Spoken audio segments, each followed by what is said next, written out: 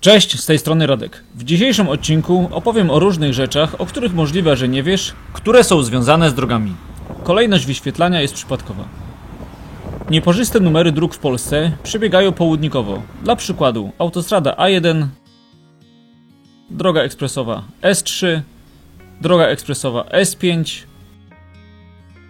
droga ekspresowa S7, droga ekspresowa S11 czy droga ekspresowa S19. Tutaj mała uszczypliwość z mojej strony, niezwiązana do końca z tematem tego filmu. Według mnie droga numer 19, a w przyszłości S19, powinna mieć numer S9, a nie S19. Wtedy byśmy mieli w Polsce A1, S3, S5, S7, S9 i S11.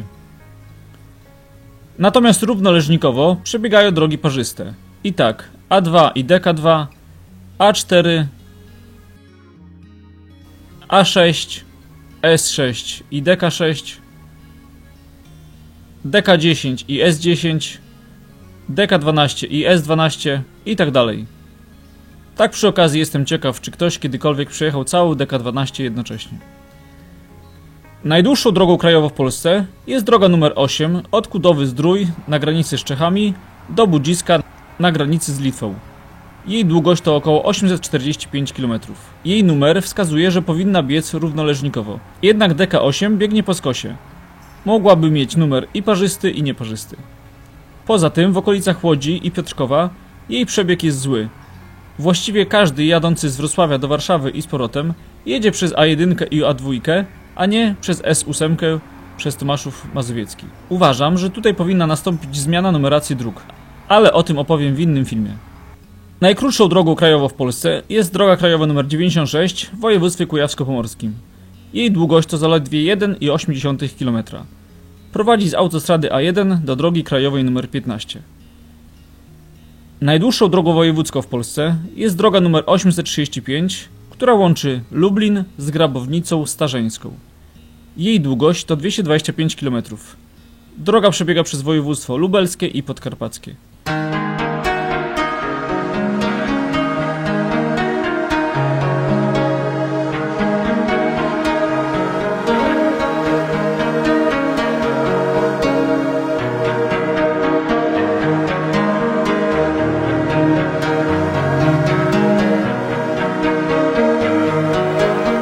Natomiast najkrótsza droga wojewódzka w Polsce znajduje się w Gniewie, w województwie pomorskim.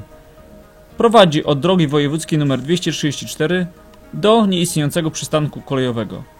Jej długość to zawrotne 55 metrów. Droga ma numer 219. Mówiłem o tym podczas drugiej części ciekawostek. Film wyświetla się w prawym górnym rogu. Jadąc autem wzdłuż dróg, widzimy przeważnie co 100 metrów słupki. Są to słupki hektometrowe. Mają one cyfrę od 0 do 9. W momencie, gdy jest cyfra 0, to w miejscu tym jest pełny kilometr. Kilometry są liczone także według przyjętych zasad. Na drogach, które są poprowadzone południkowo, tak jak np. A1, kilometr 0 jest na północy i kilometraż zwiększa się, gdy jedziemy na południe. Natomiast na drogach równoleżnikowych kilometr 0 jest na zachodzie i kilometraż zwiększa się, gdy jedziemy na wschód. Oczywiście zdarzają się odstępstwa od tej reguły.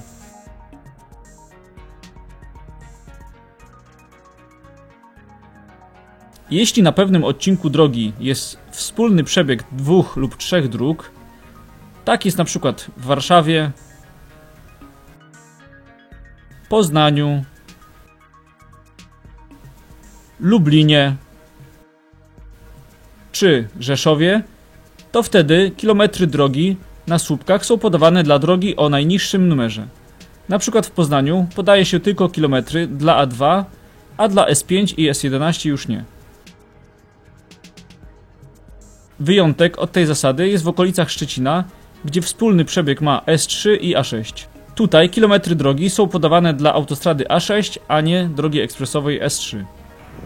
Jeśli wzdłuż drogi krajowej została wybudowana autostrada, to do numeru danej drogi z przodu jest dodawana cyfra 9.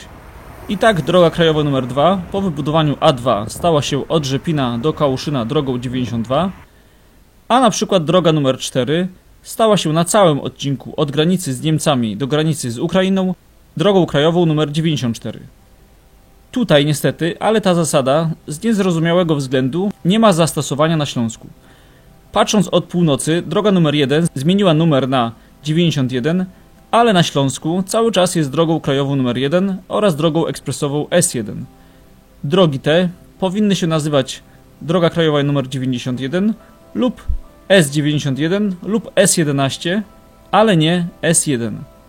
Jest to dublowanie tego samego numeru. Pisałem w tej sprawie do Generalnej Dyrekcji, ale nie uzyskałem odpowiedzi, czemu tak jest. Pewnie mało kto wie, ale jak dojeżdżamy do tak kochanych przez nas bramek na niektórych autostradach, to pod nami znajdują się tunele. Tunele te mają dwa zadania. Znajduje się w nich mnóstwo kabli, które są potrzebne do obsługi poszczególnych budek, a także pełnią rolę korytarzy ewakuacyjnych w razie jakiejś katastrofy. Zdecydowana większość autostrad i dróg ekspresowych w Polsce posiada dwa pasy ruchu w każdą stronę. Większość z tych dróg można rozbudować do 3, a czasami nawet do 4 pasów ruchu. Przyjmuje się, że średni dobowy ruch musi wynosić ponad 40 000 pojazdów na dobę, kiedy zarządca drogi powinien rozbudować drogę do 3 pasów ruchu.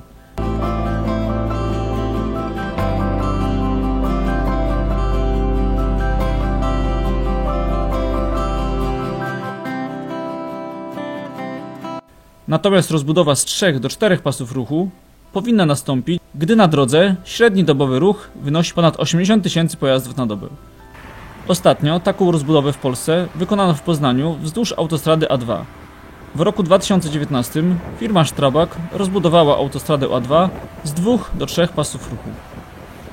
Film z przebudowy wyświetla się w prawym górnym rogu.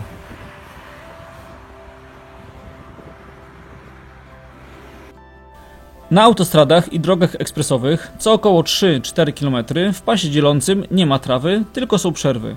Są one wykonane z takiej samej nawierzchni, jaką się właśnie poruszamy. Są to przejazdy awaryjne.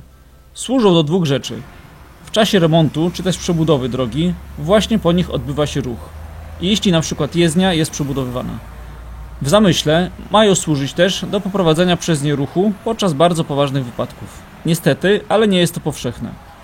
Zarządcom dróg nie chce się otwierać tych przejazdów podczas wypadków.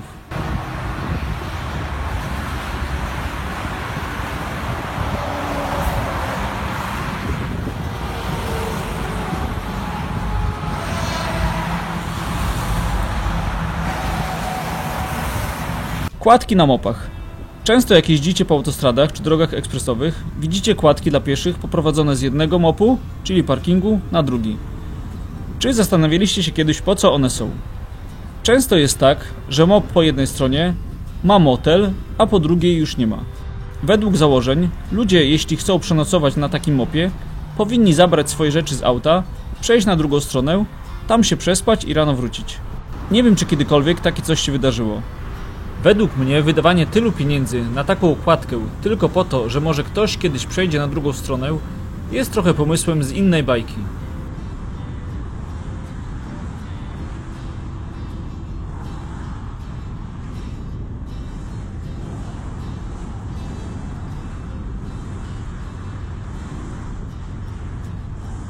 Jak ktoś dużo jeździ autem, to może zauważyć pewną zależność. Oczywiście kierowcy aut ciężarowych doskonale o tym wiedzą.